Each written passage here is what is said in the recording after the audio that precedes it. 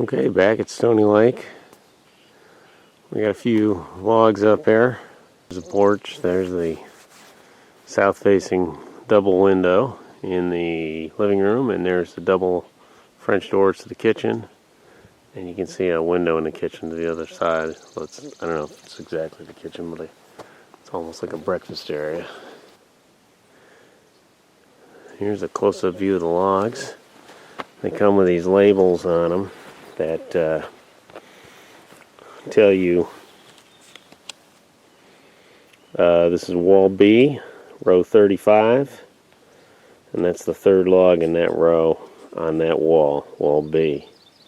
And the numbers go higher than 35.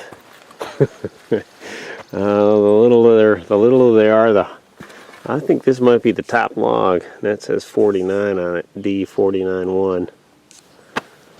So I guess there's 49 courses, and I think we've got 17 courses up, and it gets much harder when it gets taller because you're up in the air,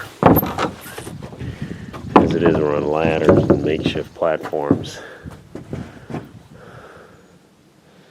We had to brace the walls because they don't get square any other way, and we could brace them where we had openings like doors and windows. We could level them and brace them, but because these hand-hewn, hand-peeled, whatever you want to call it, logs are so uneven, you can't use a level. So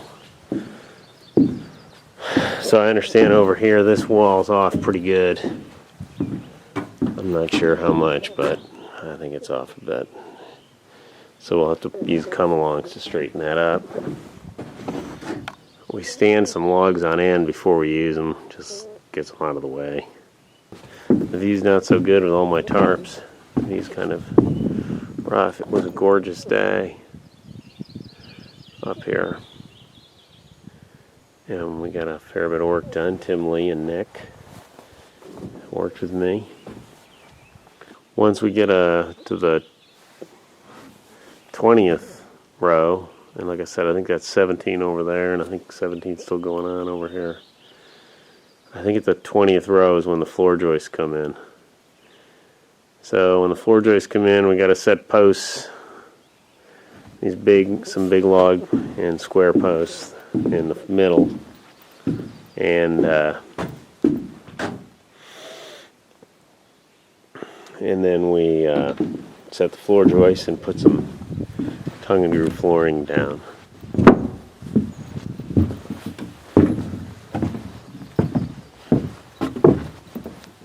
Probably already got pictures of this, but let's take a look at some of these big old logs. These are rafters. I don't know what they weigh, but I'm guessing a lot. Marty said the day we have to lift those up, he's going to call in sick. I think these might be floor joists. Yeah, FJ. Those are pretty heavy too. And underneath this tarp we have one 24-foot college high, sort of, that spans the open area. And there's the beam that the floor joists connect to. I think it's an 8 by 12 inch. No, that one's much smaller there. That's like 5 by 12. Maybe somewhere else it's 8 by 12. Yeah, there's the 8 by 12 piece.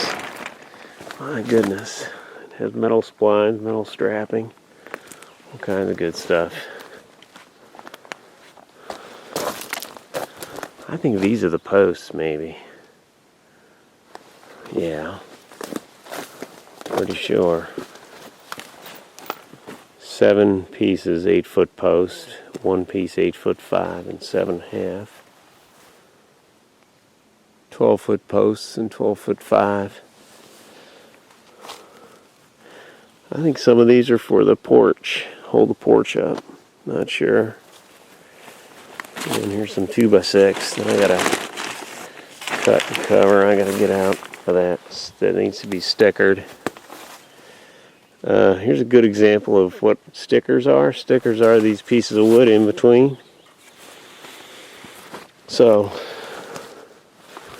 this is a little bit of log siding that goes on the very bottom, covering up that flashing that you can see visible. That bright flashing will be covered with this log siding.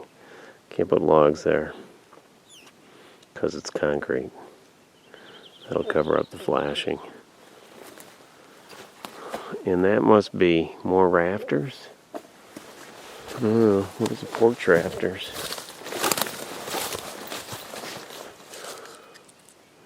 Those are the porch rafters. Okay.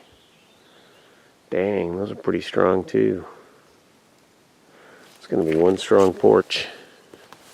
It's going to be a strong camp, I hope.